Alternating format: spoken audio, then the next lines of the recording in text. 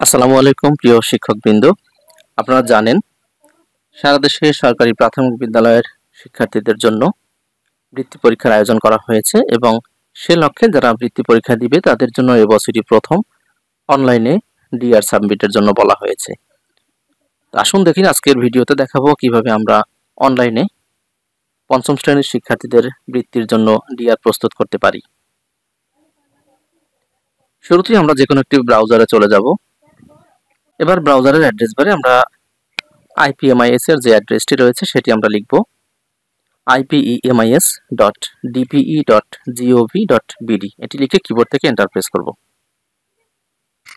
এটা হচ্ছে আমাদের IPMIS এর মূল পোর্টাল। এবার এখান থেকে আমরা সাইন ইন বাটনে ক্লিক করে এখানে আমরা প্রধান শিক্ষকের মোবাইল নম্বর এবং পাসওয়ার্ড দিয়ে প্রবেশ করব। এখানে একটি লিংক রয়েছে, দেখুন প্রাথমিক বৃত্তি পরীক্ষার জন্য এই লিংকে ডিআর সাবমিটের জন্য ক্লিক করতে হবে। আপনি এখানে চাইলে এই লিংকে ক্লিক করেও যেতে পারেন, অথবা আপনি এখানে যে অপশনগুলো রয়েছে এখান থেকে স্ক্রল করে নিচের দিকে গিয়ে বৃত্তি পরীক্ষা ব্যবস্থাপনা এই অপশন থেকে পরীক্ষার্থীদের তালিকা বা ডিআর প্রস্তুত এই অংশে ক্লিক করেও আপনি যেতে পারেন। এই অপশনটি আপনাদের সবার কাছে শো করবে না, এটি হচ্ছে আপনাদের প্রধান শিক্ষকের যে স্বাক্ষর রয়েছে। যদি প্রধান শিক্ষকের স্বাক্ষর থেকে থাকে সেক্ষেত্রে এই অপশনটি আসবে না। যদি এমনটি আসে সেক্ষেত্রে আপনাদেরকে যে কাজটি করতে হবে, প্রধান শিক্ষকের স্বাক্ষর এখানে আপলোড করতে হবে। আপনার প্রধান শিক্ষকের স্বাক্ষর স্ক্যান করে অথবা মোবাইলে ছবি তুলে ল্যাপটপে বা যদি আপনারা মোবাইল থেকে করে থাকেন সেক্ষেত্রে আপনারা এখানে আপলোড করে দিতে হবে। তো আমি আপলোড করে দিচ্ছি।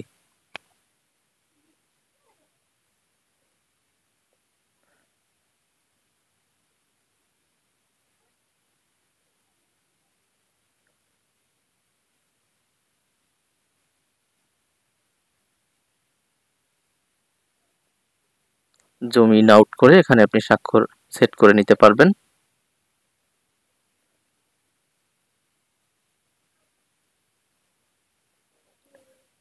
ঠিক আছে, এই অপশনে ক্লিক করছি।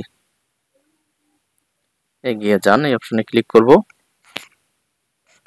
দেখুন আমার স্বাক্ষর হয়ে গেল। এবার আমাদেরকে যে কাজটি করতে হবে সেটি হচ্ছে এই তথ্যগুলো সঠিক আছে কিনা সেটি আমাদেরকে নিশ্চিত করতে হবে। তো আমরা এখানে অ্যাড্রেসগুলো দেখে নেই সব ঠিক আছে কিনা।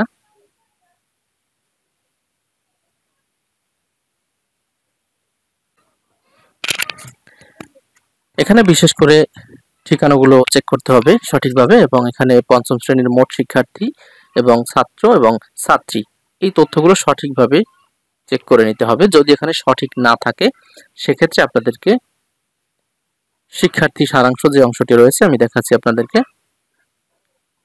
এখানে যে শিক্ষার্থী সারাংশ অংশে গিয়ে শিক্ষার্থীর সংখ্যা সঠিক করে দিয়ে আসতে হবে, তাহলেই আপনাদের এখানে পরিবর্তন হয়ে যাবে।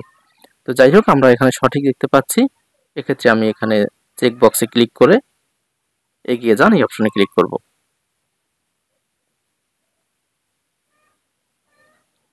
এখানে আমাদেরকে মূল ডিআর এর কাজটি করতে হবে। এখানে পরীক্ষার্থীদের তালিকা যেটি আমরা ডিআর এ এন্ট্রি করব, পরীক্ষার্থী যোগ করুন এই অংশে ক্লিক করব।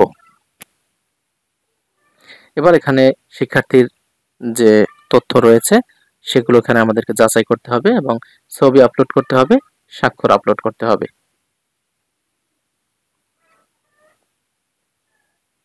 তো আমি একে একে সবগুলো আপলোড করছি।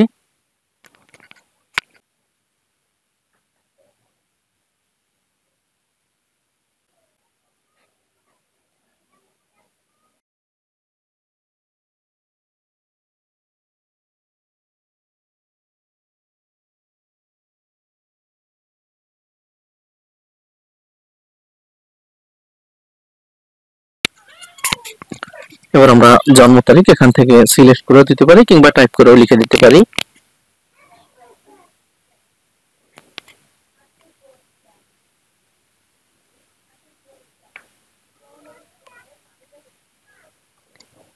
দিলাম। এবার আমরা ঠিকানায় চলে যাব, স্থায়ী ঠিকানা, বিশেষ করে গ্রাম, ইউনিয়ন, পরিষেবা, ওয়ার্ড এগুলো আমরা সঠিকভাবে লিখে দেব ঠিকানাটি। এজন্য সবচেয়ে ভালো হচ্ছে আপনারা যখন এই কাজগুলো করবেন তখন শিক্ষার্থীর জন্ম নিবন্ধন সনদ এবং তার বাবা মায়ের ভোটার আইডি কার্ড বা জাতীয় পরিচয়পত্র যেটি, এটি আপনারা কাছে রাখবেন এবং এটি দেখে নির্ভুলভাবে চেষ্টা করবেন এন্ট্রি করার জন্য। যদিও পরবর্তীতে আপনারা সংশোধন করারও সুযোগ পাবেন, আমি এই ভিডিওর শেষ অংশে সেটুকু দেখাবো কিভাবে আপনারা সংশোধন করতে পারবেন। তবে প্রথমবারে সঠিকভাবে কাজটি করাই কিন্তু উত্তম।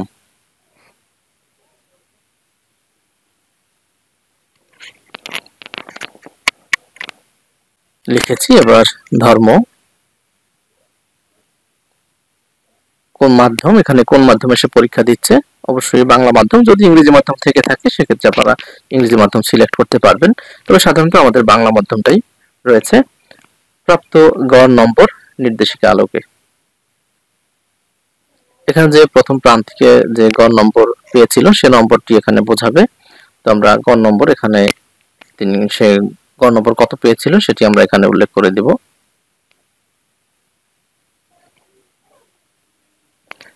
বিশেষ চাহিদা সম্পন্ন কি না, না।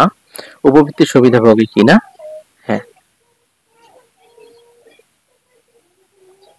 এবারে আমাদের কাজ হচ্ছে ছবি এবং স্বাক্ষর আপলোড করা।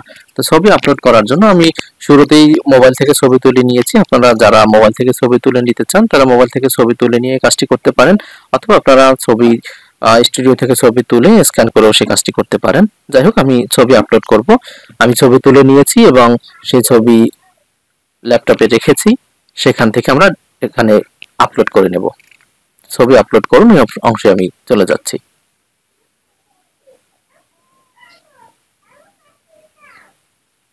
এখানে একটি বিষয় হচ্ছে সর্বাধিক অনুমোদিত ফাইলের সাইজ হচ্ছে 2 মেগাবাইট, অর্থাৎ 2 মেগাবাইটের উপরে আপনি কোনো সাইজ এখানে ব্যবহার করতে পারবেন না।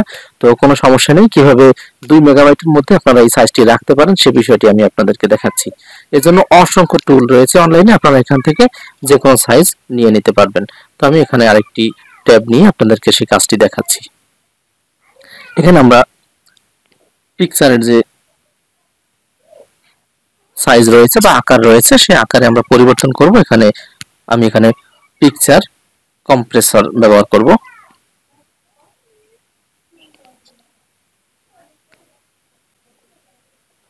পিকচার কম্প্রেসর লিখে আমি সার্চ দিলে অনলাইনে অসংখ্য টুল পেয়ে যাবেন, আপনারা এখান থেকে যে কোনো একটি ব্যবহার করতে পারেন। তবে এটি কিন্তু সবচেয়ে ভালো কাজ করে আমার ধারণা, আপনারা এটা দিয়ে কাজ করে দেখতে পারেন।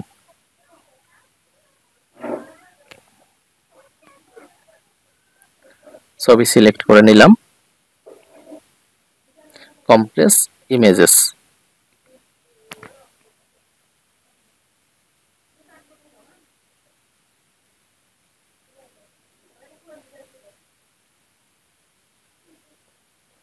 কম্প্রেস হয়ে গিয়েছে, লক্ষ্য করুন 4.5 MB থেকে আমি মাত্র 483.22 কিলোবাইটে নিয়ে এসেছি। এটি ডাউনলোড হয়েও গিয়েছে, আমি এখান থেকে দেখে নিই সাইজটি। এই হচ্ছে আমার কম্প্রেস করা সাইজ, এটি আমি ব্যবহার করব। ছবি আপলোডে আবার চলে যাই, যেহেতু ছবিটি আমার কম্প্রেস করা হয়ে গিয়েছে, এবার সেই ছবিটি নিব।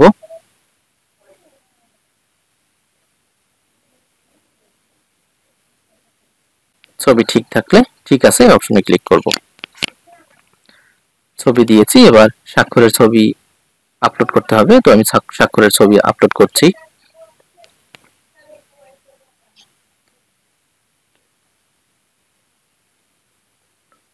এখানেও আমি জুম ব্যবহার করে ছোট করে নিতে পারি বা প্রয়োজনে আমি বড় করে নিতে পারি। এই অংশটি সিলেক্ট করে আমি ঠিক আছে অপশনে ক্লিক করছি। দেখুন সম্পূর্ণ হয়ে গিয়েছে। এবার সাবমিট করুন, এই অংশে ক্লিক করব। দেখুন একজন শিক্ষার্থী আমি সফলভাবে এন্ট্রি করতে পেরেছি। এবার আপনি যদি চান আপনি তালিকা দেখে নিতে পারেন।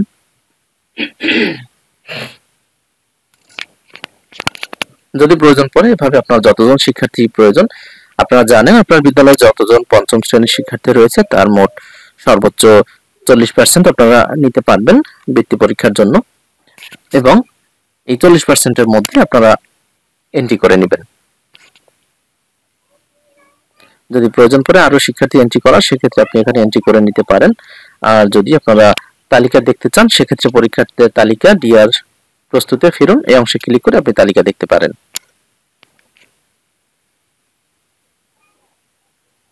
দেখুন একজন আমি এন্ট্রি করেছি। এখন যদি এই শিক্ষার্থীর কোনো বিষয় বা কোনো অংশে আমার পরিবর্তন করার প্রয়োজন পড়ে, সেক্ষেত্রে কিন্তু আমি এখানে যে ম্যানেজ অপশন রয়েছে, ম্যানেজ থেকে পরীক্ষার্থীর প্রোফাইল আপডেট এর মাধ্যমে আমি পরিবর্তন করতে পারি। এখান থেকে যা কিছু আপনার পরিবর্তন করার প্রয়োজন পড়ে আপনারা পরিবর্তন করে এখানে আপডেট এই যে অংশটি রয়েছে আপডেট করুন, এগুলো পরিবর্তন করে প্রয়োজন মতো আপডেট করুন অংশে ক্লিক করলে আপনি আপডেট করতে পারবেন। এখন যেহেতু আপডেট করার প্রয়োজন নেই আমার, আমি এখানে বাতিল করে দিচ্ছি। যাই হোক, এভাবে আপনারা একে একে সবগুলো এন্ট্রি করতে পারবেন এবং সব এন্ট্রি করা যখন হয়ে যাবে তখন আপনারা সাবমিট করুন, এই অংশ রয়েছে সাবমিট বাটনে ক্লিক করে আপনারা এন্ট্রির কাজ শেষ করতে পারবেন। তো এই হচ্ছে আমাদের ডিআর এন্ট্রি, অত্যন্ত সহজ এবং সুন্দর একটি কাজ। আশা করছি আপনাদের জন্য খুব সহায়ক হবে। তো আজ এ পর্যন্ত, ধন্যবাদ।